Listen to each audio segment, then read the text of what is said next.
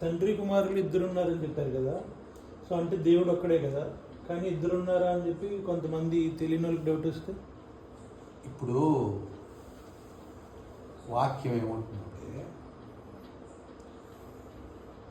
ఇజ్రాయేలు విను, నీ దేవుడైన యెహోవా అద్వితీయుడైన యెహోవా అని ఉంటుంది. ఇంగ్లీష్లో ఏముంటుంది? Hear O Israel, our Lord, the God, our Lord is one అని ఉంటుంది. హీబ్రూలో ఏముంటుందంటే, షమా ఇస్రాయేల్ యెహోవా ఎలోహేను యెహోవా ఎఖాద్. ఎఖాద్ అంటే ఒరిజినల్ టెక్స్ట్లో ఎఖాద్ అంటే is one with his creation. ఎవరెవరైతే దేవుని వాక్యములో లీనమైపోయి దేవుడు చేసిన కార్యాలు, దేవుని ఆజ్ఞలను పాటిస్తారో, అందులో మొట్టమొదటిగా వచ్చినటువంటి యేసు క్రీస్తు వారు ద్వారా ఎవరెవరైతే దేవుని యొక్క సృష్టిలో, దేవుని యొక్క వాక్యంలో లీలమై ఉంటారో వాళ్ళందరూ దేవునితో ఏకమై ఉంది. దేవుడు ఒకప్పుడు ఒంటరిగా ఉన్నాడు, కానీ ఇప్పుడు ఆయన ఒంటరిగా కాదు, ఆయనతో పాటు మనలను కూడా ఆయన సృష్టించుకున్నాడు. మనము ఆయన వాక్యానికి లోబడినప్పుడు, ఆయన స్వరం విన్నప్పుడు, ఆయన కాకుండా వేరే ఒకటి ఏదైనా పెట్టుకొని మనం వర్షిప్ చేస్తే అది విగ్రహమే. అంతేగాని దేవుడు ఒక్కరే అన్నప్పుడు, దేవుడు he is one with, including, he is one means we are all included with him.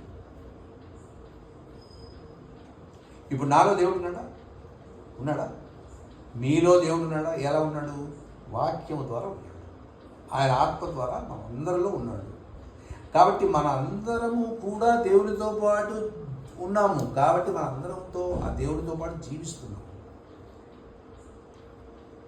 నేను ఒక్కడే ఉంటే చాలు అని అనుకోలేదు. కాబట్టి ఫస్ట్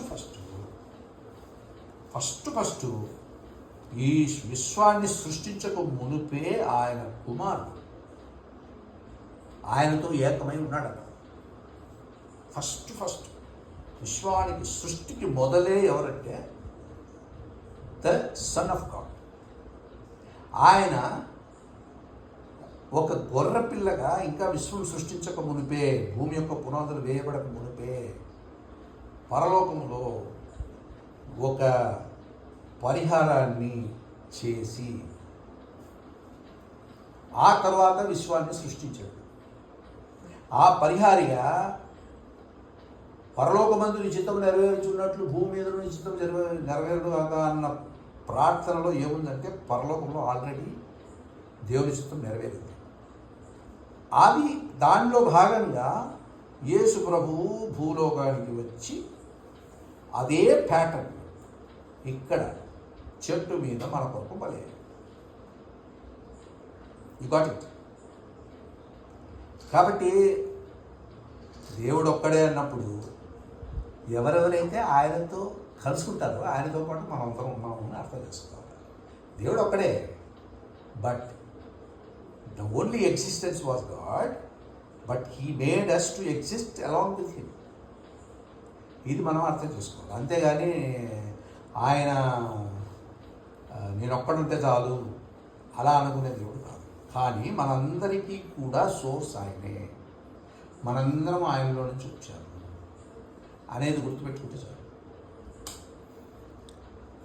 ఇక్కడ నిన్న మనం చూసిన వీడియోలో అతను ఇంకొక డౌట్ అడిగాడు మామయ్య గారు. అదేంటంటే, ఇప్పుడు మనందరం కూడా దేవుడి పిల్లలమే కదా. ఓకే. మీరు సన్ ఆఫ్ గాడ్, మీరు సన్ ఆఫ్ గాడ్, అందరూ సన్ ఆఫ్ గాడే కదా. ఓకే. మరి అలాంటప్పుడు జీసస్కి మనకి డిఫరెన్స్ ఏంటి అన్నట్టు ఆ. అతను అడిగాడు. ఓకే. దానికి మీరేం చెప్తారు? దానికి దేవుడి ఆది యందు వాక్యం ఉండేది, వాక్యము దేవుని యందు ఉండేది, వాక్యమే దేవుడై ఉండేది. ఈ వాక్యం అనేది ఎవరు? ఆయన ఎక్కడుండే? ఆ వాక్యమే శరీరధారి అయి కృపా సత్య సంపూర్ణుడిగా మన మధ్య నివసించాను అని ఉంది. అంటే దేవుడు, దేవుని యొక్క మాట ఒక్కటిగా ఉన్నారు. ఆ వాక్యము ఎక్కడుంది? దేవుని యొక్క అంతరంగంలోనే ఉంది. అంటే ఆ వాక్యాన్ని దేవుడు ఈ లోకానికి పంపాడు. ఎలా పంపాడంటే మనలాగా శరీరధారిగా ఉండుటకే పంపాడు. ఉండి మన కొరకు పరిహారం చేయుటకే పంపాడు. You got it now? దేవుడు, దేవుని వాక్యము, అదే అన్నమాట. డీకోడ్ చేసినప్పుడు దేవుని వాక్యము, దేవుడు వేరు చేయలేదు. ఇప్పుడు మీ మాటను మిమ్మల్ని వేరు చేయలేదు. మీరు ఏం మాట్లాడతారో అదే మీరు. సో వాక్యం ఉంటే తండ్రిని చూసినట్టే, కుమారుని చూస్తే తండ్రిని చూసినట్టే. అనగా అందుకనే అన్నాడు కదా, ఎందుకు మీరు తండ్రిని చూపించమని అడుగుతున్నారు? నన్ను చూచిన వాడు తండ్రిని చూచెను అని అన్నాడు కదా. నేను ఆయన అంతరంగంలో నుంచి వచ్చాను, ఆయన యొక్క గర్భంలో నుండి నేను వచ్చాను అనేది అక్కడ అర్థం. కాబట్టి దేవుడు ఒక్కడే కదా. ఇప్పుడు you want to show this the answer. If any doubt please call. God bless you.